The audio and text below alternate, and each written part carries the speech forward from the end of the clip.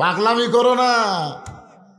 আজকে ফখরুল আলমগীর বলছে আল্লাহর কোরআনে নাকি রাজনীতি নাই, রাজনীতির সাথে নাকি ইসলামের সম্পর্ক নাই। শালা মুরতাদ, মুনাফিক, কাফের।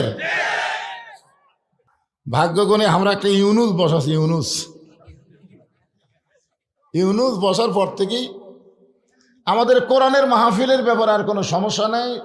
দুই এক জায়গায় বিএনপিরা একটু সমস্যা করতেছে, আর যদি এরকম সামনে সমস্যা করে একদিন দেখবেন ওরাও নাই। হাসিনা তাও হেলিকপ্টারে পলাছে, এদের পলানোর মতন কোনো দেশই নাই। কোন কথা ঠিক কিনা?